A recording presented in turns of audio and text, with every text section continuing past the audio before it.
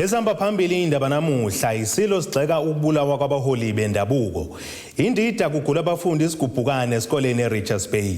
Kanti babuyele ngokugcwele namuhla ezikoleni abafundi. Nazi indaba ze1KZNTV nifundele uphilano kaCebekhulu kwamzimba umntwana uyakhuleka ninabendlove namandla. Sanibonani. Isilo samamandla wonke umlomo ongathethi manga uMisuzulu kaZwelithini sigxeka isihlava sokubulawa kwabesifazane ezingane kanjalo nabaholi bendabuko okubonakala kubhebhethekiswa komlilo wequbula kuleli. Sethula inkulumo yasisilo ngenkathi kunomcimbi okwamukela uzimo wakuleli ulalela Mswane. Sizwakalisa ukuzigqaja ngaye nangokubeka kwisifundazwe saKwaZulu Natal kuyibalazwe lomhlaba. Isasasa uzimo wakuleli ulalela Mswane udaba wakwaSokhulu ngaphansi kwesifundo King Cetshwa inyakatho nesifundazwe kwaZulu Natal enyathele emagcekeni esigodlo kwakhangela amankengane ukuyokwethulwa kwesilo uMisuzulu kaZwelithini. Le ntokazi yadla isicoco sika Miss South Africa ibikhuza ibuye kokuqala kulesifundazwe emva kokudla umhlanganiso. Lapha bihambisana nomndeni inkosi yakwaSokhulu kaYinez Meya esuka ngaphansi komasipala abangaphansi kwesifunda iKing Cetshwayo. Isilo uMisuzulu kaZwelithini ethula inkulumo yakhe emcimbini wokwamukela kwalentokazi ugxeke kakhulu ukubulawa kwabesifazane kanye namakhosi akagcinanga lapho nje bephinde wazwakalisa ukuzigqaja ngalentokazi yakwaMswane. Engizobuyela futhi ukukhuza ukubulawa kweyinduna kubhlungu ukubulawa kwamakhosi akwemukelekile enhlizweni yami. Lokho sizokulandela silwe nakho ngoba akwemukelekile nina besilo. Ngiphinde ngiphakamise sengivala ukugcina lokho kuthiwa i-gender based violence, ukuhlukunyezwa bomama nezingane. Isilo esingizalayo sahlezi sikhuza lokho ukuthi umuntu wesifazane sasemvikela thina kwaZulu besingambeki izandla. South Africa esibambisene kanye nani ukuthi siyazigqaja ngaye. Ukwazile ukuthi ekhona nje ephinde emazweni omhlaba ayoqhudelana nabanye kulokhu akwenzayo okunzima. Inkosi ngathi ngabusisa kakhulu. Ngokwesilungu ngingasho ngithi you make us proud. Nami sengingazi ngenza kanjani mangingathola indlela yokuthi konke nami la ngihamba khona eindaweni noma ngabe ngiyama emazweni angaphandle ngihambe kanye nawe. Uzimo ulalela Mswane uzwakalisa ukubonga kwesifundazwe kwaZulu Natal ngokwesekwa kwakhe waphinde wagqugquzela intsha eseyincane ubebheka imfundo iphinde ikhuleke kuNkulunkulu. I think ngimbonile uNkulunkulu empilweni yami. Yes. Like ubaba said earlier, ukuyiphatha kahle has been extremely rewarding. Ukulalela abazali, ukufunda, ukuhlonipha, ukumazi uNkulunkulu empilweni yami. It's the reason why ngila namhlanje. Umasipala wesifunda iZululand okuyiwona wamukele uzimo ngokubambisana nabanye omasipala kwazise uqale ngaphansi kwesifunda King Cetshwayo nalapha amukelwe khona kokuqala kwesifunda sakhe.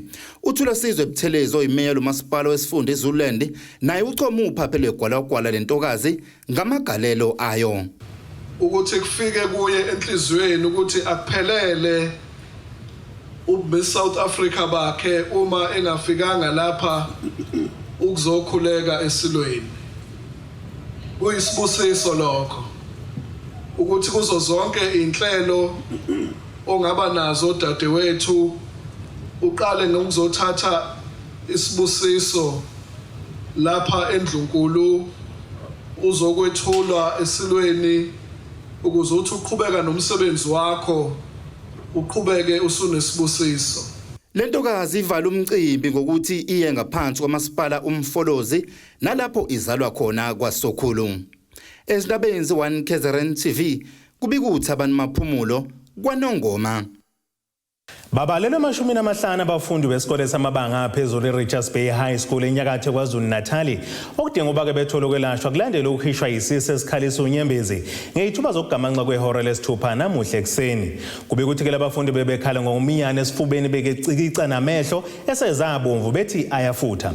Iningi lalabafundi kubikuthi lelashelwe esikoleni kanti abanye babese bephuthunyiswa esibhedlela. Akuzange kuqhubeka ukufunda nokufundisa kwisikole samabanga aphezulu e-Richards Bay High School engaphansi kwesifunda iKing Cetshwayo.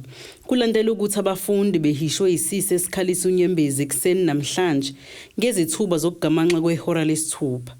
Babalelwa kuma-50 abafundi ababeyisisulu salokhu. Abanye baphuthunyiswa esibhedlela ukuze beyothola ukwelashwa kabanzi. Kubikwa ukuthi lesi sisi besiqhamuka kwinkampani yakwaFosco. Abazali kanye nabafundi baphawulile ngalolu daba. After we heard about the gas leak, I came to pick my granddaughter, Shreya Chetty, so I can take her home, which is safer.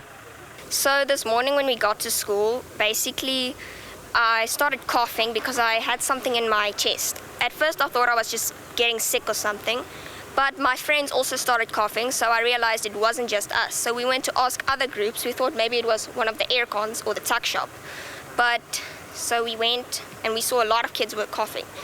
Register class, we went down, there were ambulances and there were some kids that were they were falling over and stuff, they were coughing, but we just thought they overreacted, but turns out they weren't overreacting. This one girl's eyes started swelling up.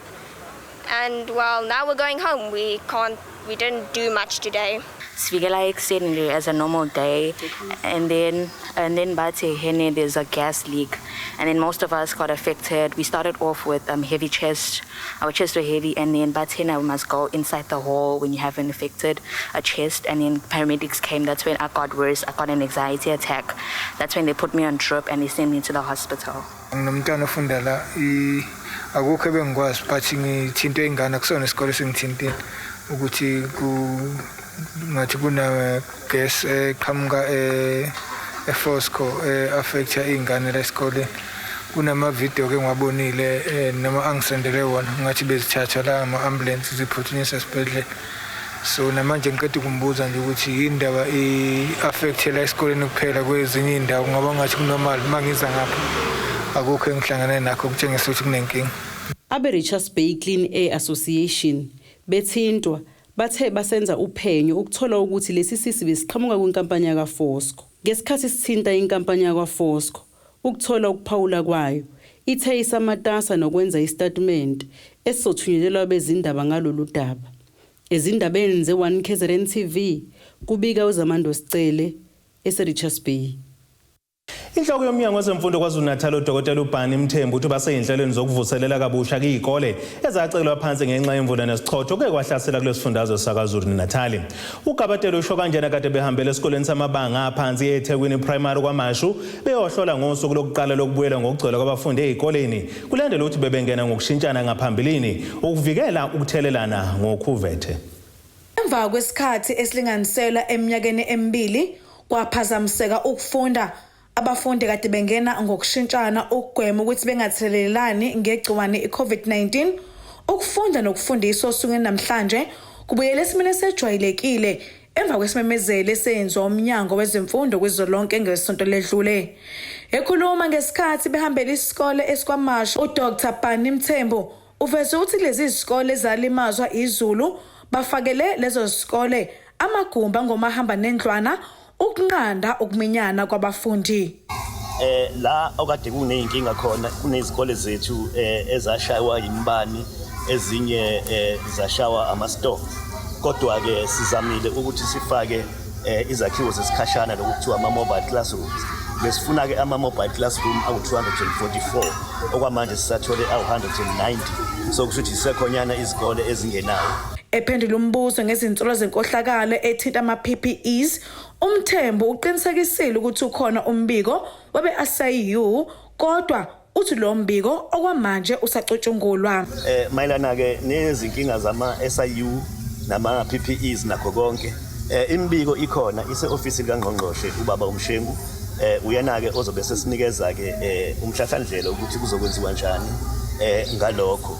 Okwethu esikwaziyo nje singumnyango ukuthi uma abantu bengenzanga umsebenzi ngendlela efanele kufanele imiphumela yalapho kube imiphumela ekhombisayo ukuthi umnyango nohulumeni esusebenzelayo uzimisele kakhulu ukuthi abantu benze umsebenzi ngendlela efanele kungabi khona ukwenza izinto ngendlela engafanele. Kanti belanganiselwa ku2 million abafundi bekulindeleke ukuthi babuyele ngokugcwele ezikoleni namuhla.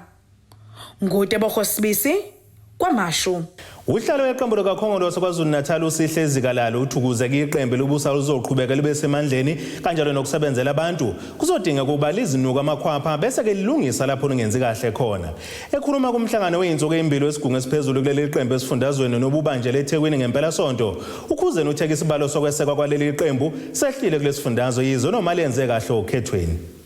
Kumhlangano weinzuku ezimbili obuholo obuphezulu bukaKhongolose KwaZulu-Natal obubanjele eThekwini kulempela sonto, ukhuzeni udalula ukuthi yize leli qembu liphethe kulesi sifundazwe kepha ke kwehlile ukwesekwa kwalo.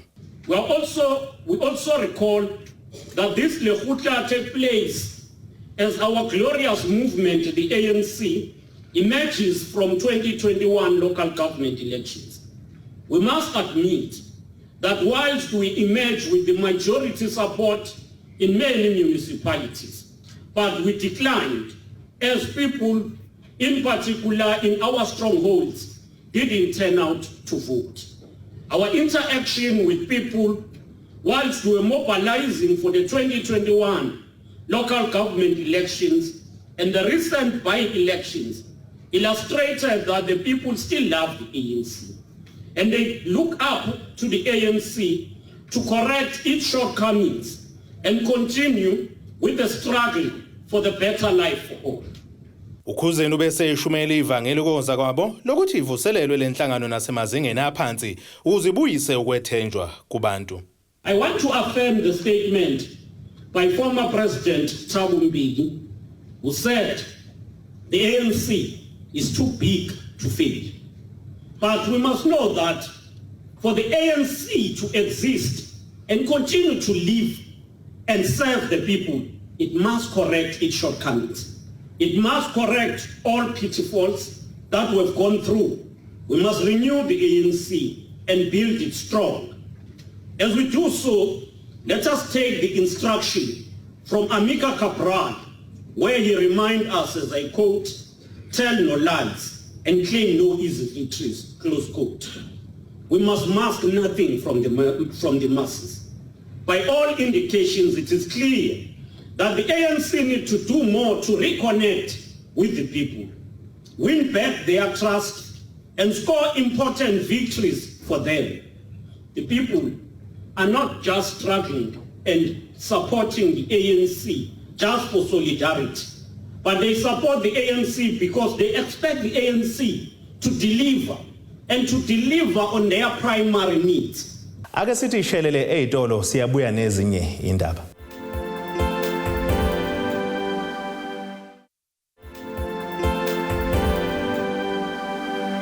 Asibonge siphinde sinamukele nisabukele zona indaba ze1KZNTV. Kuphazamisekile ukufunda nokufundisa esikoleni samabanga aphezulu eMntoni esigodini saseNtsiwa kwaDlangezwa enyakatho KwaZulu-Natal ngesikhathi abazali nesigungu esilawula lesi sikole bevala amasanga kulesi sikole namuhla ekseni bekhala ngothisha bamsolo ngokuthi uzenzela umathanda kulesi sikole. Ilungu lesigungu sabazali esilawula lesi sikole uNtomfuthi Mdletshe uthi lo thisha kuke kwaphela unyaka wonke ka2020 angazange alubhade nje emagunjini okufundela ukuyofundisa abafundi ngakho ke bafuna umnyango wezemfundo ungenelele kulolu daba.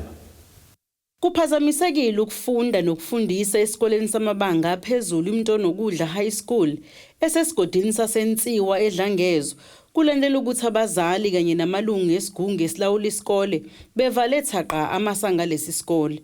Oyilungu lesigungu esilawula isikole ongathandanga ukudalulwa uthi kunothisha ozenzela umathanda kulesi sikole ongafuni ukuboniseka kanti futhi ungena eklasini uma kuthanda yena. masizwa kuthiwa khona unyaka ophelile ngisazi noma 2020 or 2019 ophela ngazifundisa ngesimo sokuthi waxabana nomunye uthisha la esikoleni. Uyimanje lo thisha njengoba simile la singabazali ade dlula wasidlula la wafika wama lapha ekhonini. Wathi njengoba abazali beni lapha bayangixosha ngesimo sokuthi washa inhlambe engaka enganeni ukuthi mina ngilisana nothisha abenza into ethize enganeni kubafundi la esikoleni. Inhlamba ayibeke phambi kwabafundi. Zaze zabizana ingane zonke zagcwala lapha ekhonini. Ukuthi uthisha usengakhuluma inhlambe enjalo kubafundi. Ngizobe asafundisa amayithanda. Ya abazali bakhala ngalokho ukuthi abasebenza indlela efanele. Wona maningi ama complaints kuphela ngeke ngiwadalule la ngesimo sokuvikela ukuphepha kwami. Ngifice kunendaba impela enkulu la esikoleni kodwa ngeke ngikwazi ukuthi ngiyidalule. Leli lunga lithi sebeke bazama ukumbonisa lo thisha ngalokho kodwa wavele wavulela icala isigungu esilawula isikole kanye nabanye othisha bakulesi isikole. Uthi ngomhla ka4 kuMarch kulonyaka icala liyahlala. Yafika yazomtshela ukuthi leli office akabelong kulona kodwa fanele ehambe eyohlala nabanye othisha. Ayike ube sekhipha incwadi. Wabhala incwadi. Incwadi nginayo yona. Ngoba nabazali sitholile izolo singabazali safundela yona saze safundela nangempendulo ebisisuka ku-SGB. Incwadi impela yahlambulaza kabi nangokuthi yena lo thisha lo usehambile wayovula icase evulela i-SGB kanye nabanye abothisha la esikoleni. Kangangokuthi mhla ka4 March kune case kabiziwe. Omunye wabazali babafundi abafunda kulesi isikole usebenzile Zungu uthi bavale lesi isikole namhlanje ngoba bezolula amalungelo alesi isikole njengoba kunothisha abangafuni ukusebenza. Uthi ngisho abantwana bayakhalaza ngalokho. Uthi othisha bafuna ukubafundisa bangene eklasini uma kuthanda bona. Into esisele la singabasali asisaqali sizolwela amalungelo esikole. Njengoba sila namhlanje sizokhulumela into eyodwa yokuthi ingane zethu abasukulu bethu bami nje abasukulu bonke laba balapha kathi la esikoleni bayakhalaza mabefika emakhaya othisha abafundisi ingane ziyafeyila eyenzeka la esikoleni besanje esikoleni ngoba bayazi ukuthi bazobhala o4 bayazi ukuthi twishila nje bathwishila amafoni into abayisela la esikoleni. Imizamo yokuthola ukuphawula komnyango wezomfundo iphunzile. Ezindabeni ze1KZNTV kubika uZamando Sicele esempangeni. Kanti baphawulile ababukeli ekhasini lethu lezindaba kuFacebook elithi 1KZNTV News ngalolu daba. Kanti uma sibheka ukuphawula kaSiphelele Dangazele uthi hawu imkhuba. Kanti usonqandile Mayanda uthi ayibo imuphi lo thisha bo. Kanti usinenhlanhla amasuku uthi kungani kuvala isikole pho ngomuntu ke oyedwa uphu principal wesikole. Kanti umshiyane Zile ko uthi ke benza kahle empeleni akaxoshwe inqwaba yothisha abafuna umsebenzi kuyacaca usumehlule lo osekwazi ukuthatha izinsuku engezi emsebenzini. Umthobisi Dlamini uthi yinhle lento abayenzayo. Kanti uMalinda Mkhonto Mantsele Zulu uthi Jesu izikole ivulwa nje sekuyaphazanyiswa izingane. Kanti umkhwanazi Sifundo Frank uthi unyaka wonke pho inyanga inkulu engabe sekwenza okunye. Kanti umluleki Zonda Bathakathi Thulebuka Zinja ziyangidina ndlela uthi kusasa lezingane zabo leli abalidicilela phansi. Udokotela wamazinyo ulethu ukuthula Mhlongo waseRichards Bay enyakatho nelikaMthanini usesungula umkhankaso ukuthi ahambele indawo zokugibela izithuthi zomphakathi kanye nasezikoleni ukugqugquzela ngokubaleka kokunakekelwa kwamazinyo.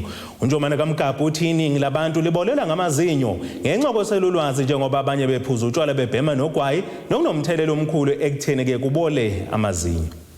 Udokotela wamazinyo ulethu ukuthula Mhlongo waseRichards Bay uthi useqhamuke nomkhankaso wokukhuthaza umphakathi ngokubaleka kokunakekela amazinyo njengoba iningi labantu libolelwa amazinyo besayizingane. Uthi bazohambela izikole imitholampilo bekhuthaza abantwana ngokunakekela amazinyo. Dental procedures ayabiza into ebalekile ukuthi sithi prevention is better than cure.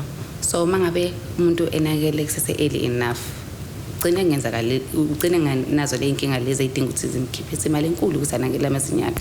Umkhankaso ukuthi ngihambele izikole, primary schools nasema crash ngiqale lapho, but okubaleka kakhulu ngifisa ukuthi ngihlangane nodokotela ama-gynecologists abazali sibafundise besabathwele abantwana ukuthi when the baby comes ngicela uqale ingane uyitreat kanje uyinakekele kanje. Lokho ngicabanga ukuthi kuzokusiza kakhulu umphakathi. Uthi kubalekile ukuthi abantu bahlale ngokunakekela amazinyo, ikakhulukazi kulabo ababhemayo kanye nalabo abathintayo kwizinkambo zikaFaro, njengoba abanye bagcina sebenuka umlomo uma benganakekeli. Ngiqala umkhankaso ukuthi ngihambele omama emakliniki besayo checker besayowenza ama-scan, ngihambe nala emgomweni emakliniki mabeyogoma omama besalindele kwe-queue, ngikhulume nabo ngokubaluleka ukuthi amazinyo ey'ngane kubaluleka kanani. Kakhulu ugwayi, smoking, the tobacco. Ugwayi u-affecta your jawbone. I-jawbone, that's where amazinyo akho ahleli khona, abambelele khona. Ma umuntu obhema njalo, obhema kakhulu, liyadleka ithambo lakho, and the more lidleka hayi ukuthi amazinyo akho waluza ngoba ebolile, it's because waluza ngokuthi agcine seqeka because asuke selose the support that they get from i-jaw yakho. Ube seveza ukuthi abanye abantu balahlekelwe ukuzethemba ngenxa yezinkinga zamazinyo. Ezindabeni ze1KZNTV kubika uZamando Sicele eseRichards Bay. Ake siye etolo siyabuya nezinye indaba.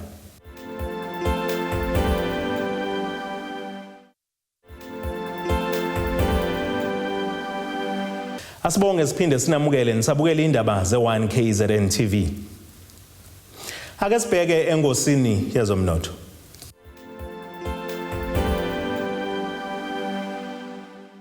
Iranda kuleli bizu R15.45 kuyidola laseMelika bengu R20.90 kupondo waseBrithani, libe ngo R17.67 kueuro yase-Europe. Intengo yegolide yona ime $1,810.65 ounce, kuthi intengo yoilo ngahluziwe ibe ngu $93.27 umphongolo. Ake sibheke engosini yezemidlalo.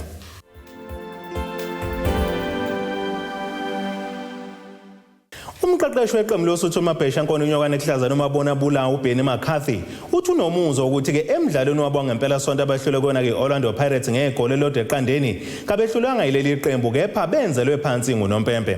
Elezimnyama ke igoli livalelwe ke phakathi uDion Hoto kwathi uthaphelo uxoko usuthu yena wageja ipenalty. Ngokusho kwalomqeqeshi ongesaba ukuphawula uma ngabe ngeneme ngokubona kwakhe ke bekufanele banikezwe amapenalty amathathu kulomdlalo womqhudelwano eNedbank Cup, wathi kodwa ukuba uNompempe ube neqiniso bekuzoba nomphumela owehlukile kulomdlalo. Ake sibheke nasi isimo sezulu.